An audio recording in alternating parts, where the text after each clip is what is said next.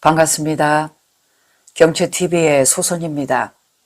오늘은 책을 한 권 가지고 나왔습니다. 독도는 한국땅, 지연이는 김화홍님입니다. 출판사는 시몬 출판이네요. 실은 저자 김화홍님은 바로 저희 아버지십니다. 저희 아버지는 약 42년간 교직에 몸담고 사시면서 역사 선생님으로서 교장 선생님으로 퇴직할 때까지 20권 이상의 책을 쓰셨습니다.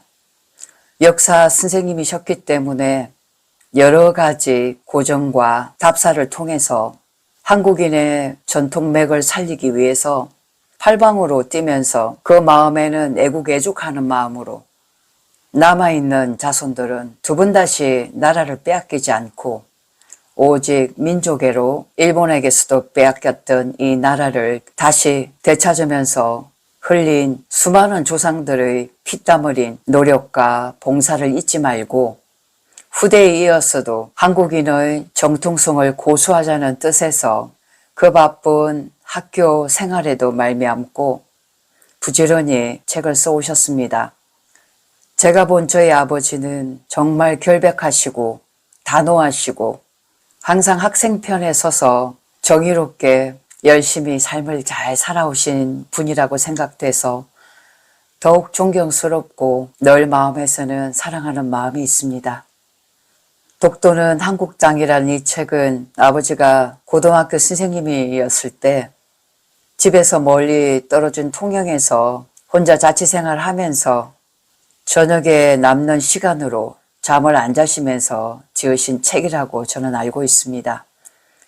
지금의 독도가 우리 땅임에도 불구하고 아직까지도 일본과 마찰이 심하고 있습니다.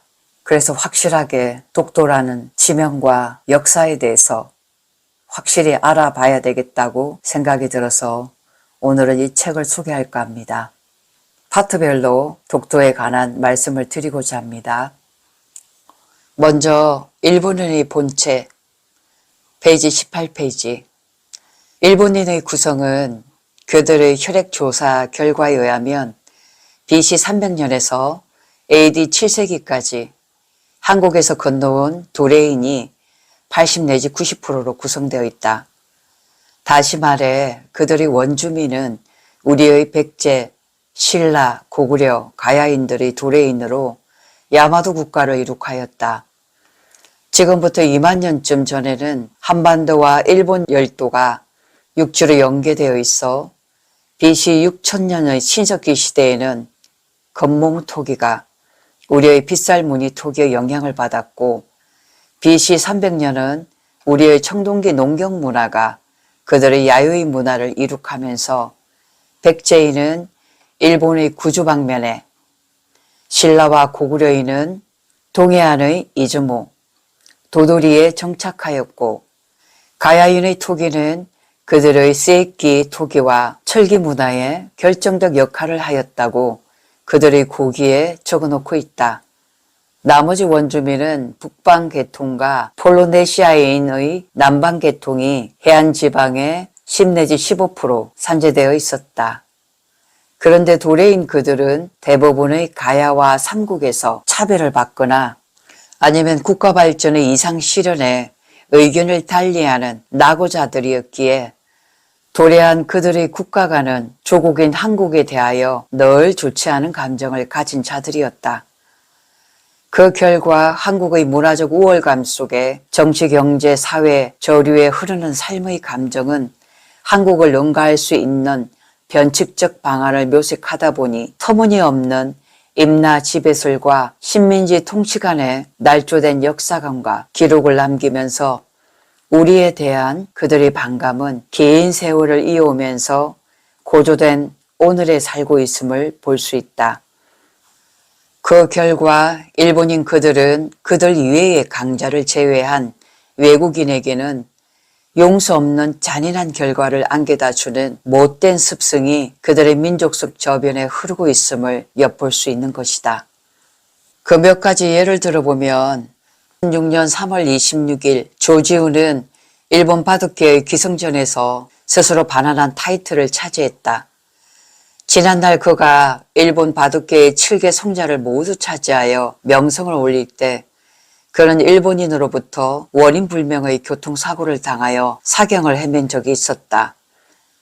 그는 일본인의 본성을 잘 아는 사람으로부터 재와 기로 얻은 모든 자격을 반환했었다.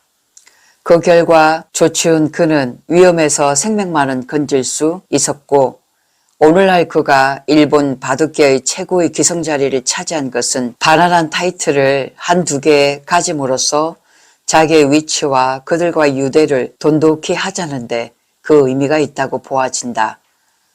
또 레슬링계의 만년 왕자로 군림했던 제일동표 역도사는 그의 명성이 전 일본인의 능력을 능가했으며 심지어 그들의 심볼인 천황보다 인기가 더 높다 보니 일본인의 괴 청년으로부터 칼에 맞아 죽은 것도 그들의 잔인한 복수심에 의한 만행이라고 볼 수밖에 없다.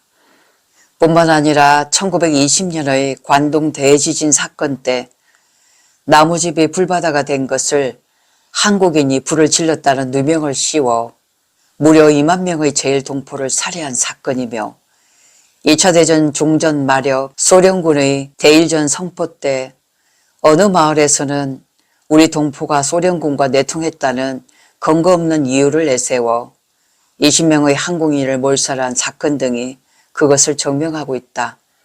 그때 하시모토 내각에서는 무려 9명의 장관이 2차 대전의 반성은 할 필요가 없다며 식민지 사관을 주장하는 그들로 구성되어 있었다는 것도 주목할 필요가 있다. 역사적인 일본의 인식의 차이를 보면 한반도 식민지 총체에 대한 인식을 전전사관, 과거 전쟁의 그 사관으로 고집하여 그들의 대륙 침략 전쟁을 합리화로 도전적 자세를 견지하고 있다는 현실을 들 수가 있다.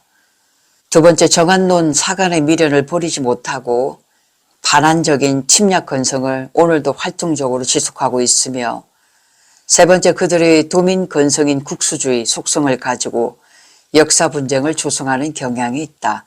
네 번째, 엄연한 역사의 사실인 대동아 전쟁의 침략성을 끝까지 부인하고 유럽 제국주의의 침략에서 아시아의 해방론을 주장하고 있다는 점. 다섯 번째, 이들의 그릇된 역사인식에 대하여 한국 정부가 구체적인 대책이나 시정책 없이 국면 수습에만 일관되고 있다는 경향 등을 들 수가 있다.